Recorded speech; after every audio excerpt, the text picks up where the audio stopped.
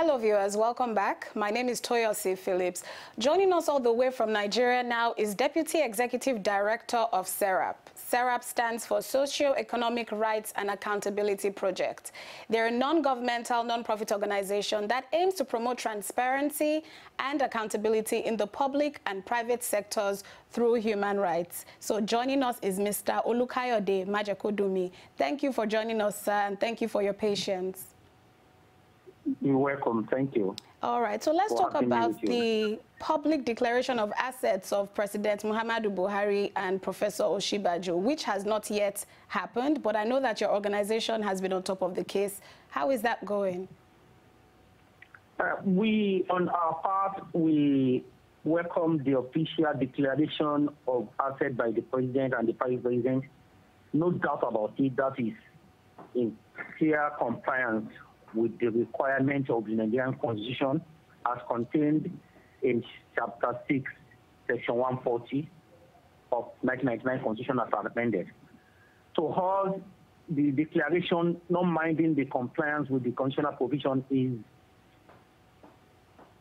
far short of the commitment made by the President during the electioneering campaign that there will be public declaration of assets, and that it would encourage all these appointees to publicly declare their assets and liabilities as a precondition for appointment. So we are still very hopeful that our President, Muhammadu Buhari, and Professor Osinbajo, that they are both honorable men. We have no cause to doubt the fact that they will keep the promise they have made. Okay, so let's just get this clear. This is not a standard requirement. This is just something that they promised the people during their campaign, and that's why you're going after it. Yes, it's not a standard requirement under the Constitution. And that's why we said from the beginning that they have complied with the constitutional requirement in relation to asset declaration. That is. But public declaration, disclosure of assets, is to give the general public a true picture of our President Buhari and Osinbajo, to give the public the true picture of their assets and their liability. And it will go a long way in sending a very powerful message to the public that this is indeed not going to be business as usual. That is our point. Okay, great. I want to talk about Ngozi Okonjo-Iweala. Your organization dragged her to court over the missing 30 trillion naira. And this was based on a statement made by the former CBN governor, Charles Soludo, who said 30 trillion was unaccounted for, basically. Now, did you research this, or is this a fact that 30 trillion naira was unaccounted for during her ministry? I think we have to appreciate the fact that the system of governance in Nigeria will not give us the opportunity to get the clear picture of government finances. But as far as we are concerned, we are so particular about the person of the Professor Soludo. Yes. We are particular about him because he was former governor of Central Bank.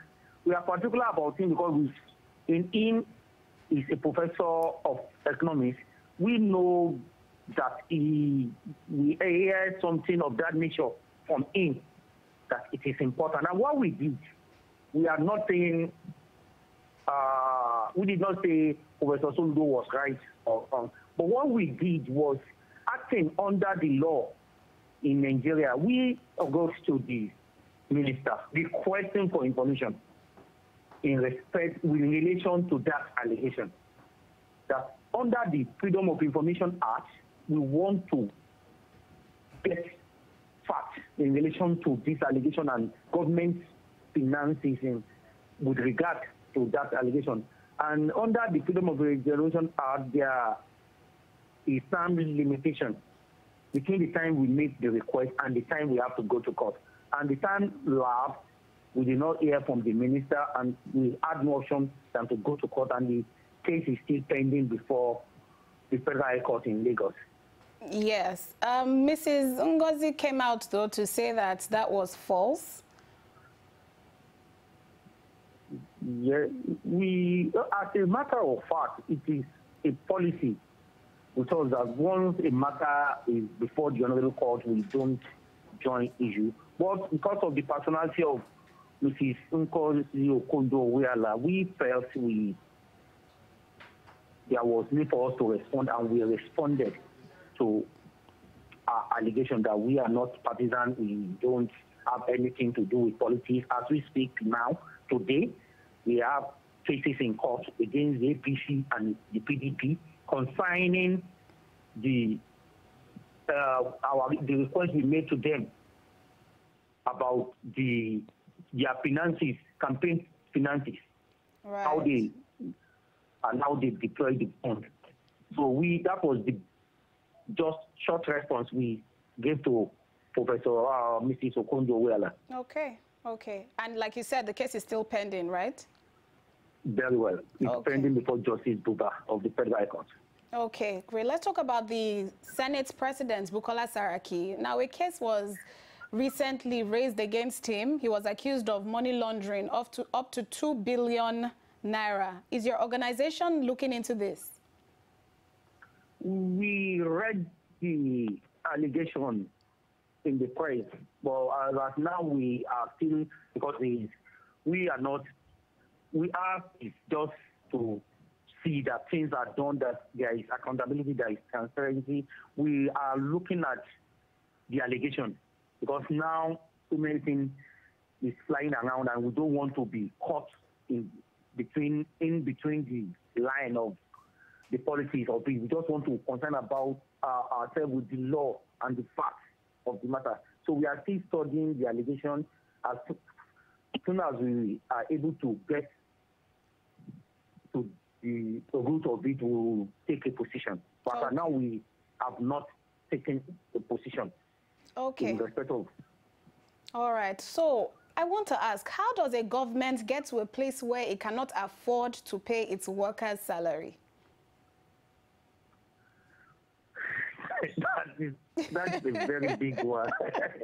That is a very big one because we know as a fact that there was never a time the government, both the federal and the state government, there was never a time they were able to get their monetary allocation.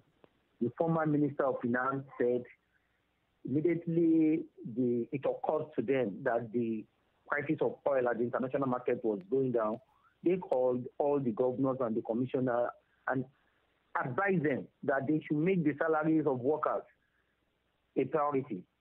So it's a big surprise to us too, and that formed the basis of our letter to the International Labour Organization. Labour Organization, yes, because you reached out to the International Labour Organization to get them involved with the unpaid workers' salary. How has their response been?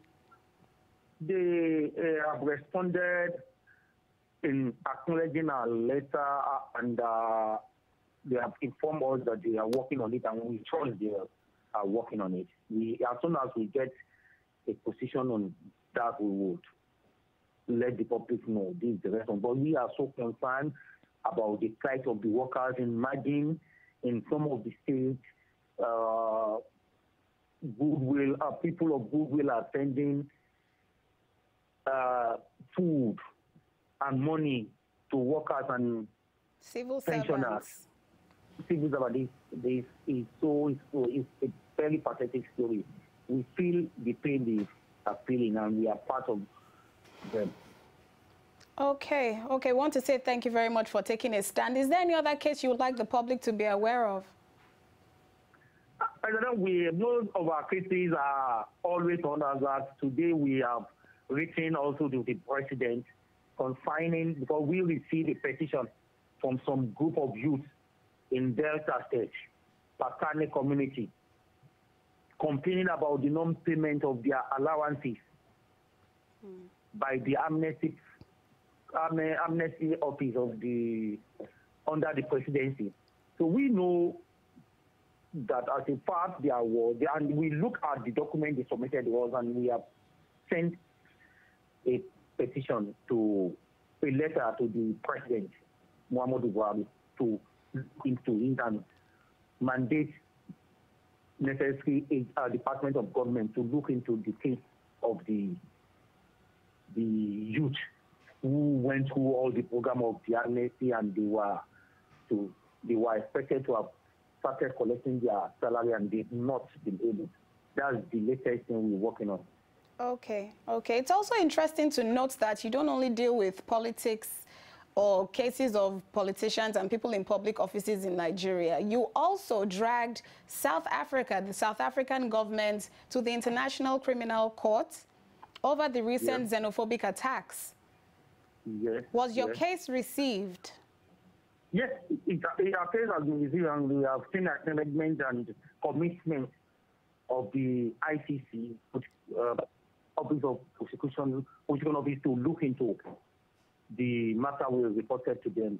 We have gotten an acknowledgement from the ICC and a commitment that they will look into it.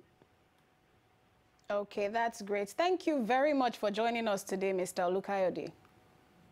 Thank you very much for having me. I'm so happy to be here with you. Thank you. Yes. And keep up the good work. Thank you.